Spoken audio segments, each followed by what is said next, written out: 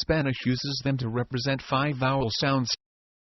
Spanish is a language in which orthography approximates closely to the sounds represented by it. We call it a phonetic language. English uses them to represent many more. In English, on the other hand, the relationship between sound and letter is extremely complex.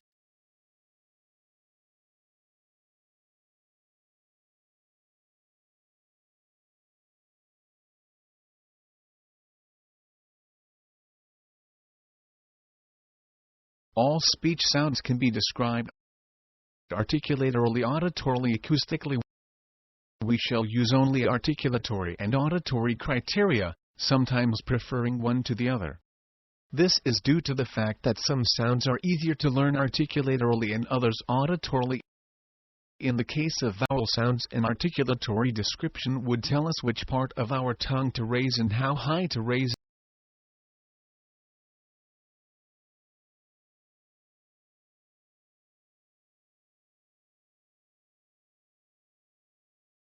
So, vowel sounds are generally learned auditorily.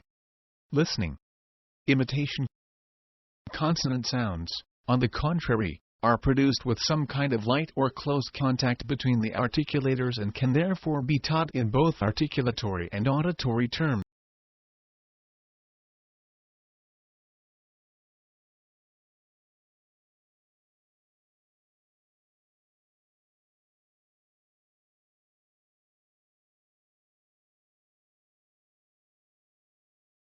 Vowel sounds are produced in most cases without any kind of contact between the articulators. There are different levels, by modifying the shape of the lips and by raising and lowering the velum. Variations of this kind produced by changing the shape of the mouth resonator are referred to as differences in vowel quality. For purposes of classification, it is convenient to describe the raising of 3 basic parts of the tongue: front, center, mid position between front and back. Back.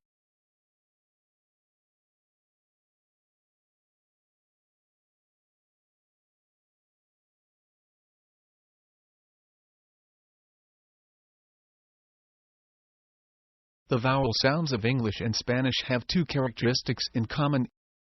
In the first place, they are normally voiced sounds, that is, they are produced with vibration of the vocal folds. The second place, they are usually oral sounds, that is, when the vibrating column of air reaches the top of the pharynx, it generally escapes through the mouth only. Occasionally there are devoiced and nasalized vowel sounds in English and Spanish, but this is not a common characteristic.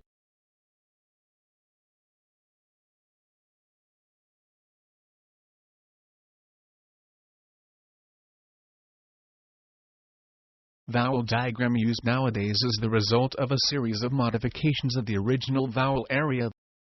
The system is based on 2 articulatorily selected vowel sounds. The first is produced by raising the tongue as close as possible to the palate without causing friction. The result is the sound I, which is called cardinal vowel number 1. The second is produced by placing the tongue as low and as far back as possible. The result is the sound A, which is called CV5.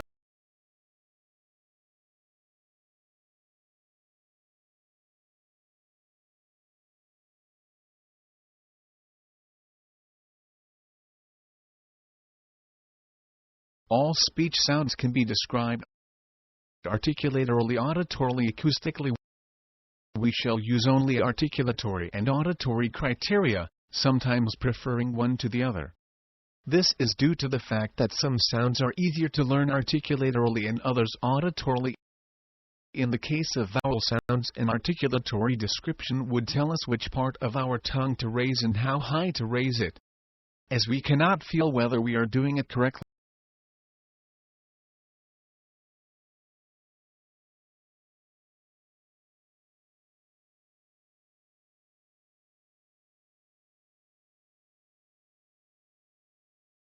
Cardinal vowels. System of 8 vowels, which do not belong to any particular language, but which can be used as reference points. The vowel sounds of any language can be identified by comparing them with this system.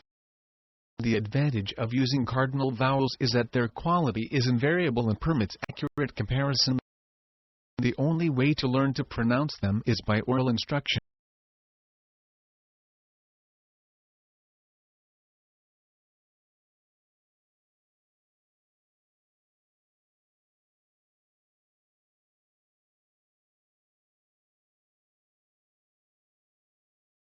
Tongue positions may be placed on two axes, a horizontal one indicating part of the tongue which is raised, a vertical one indicating height to which the tongue is raised.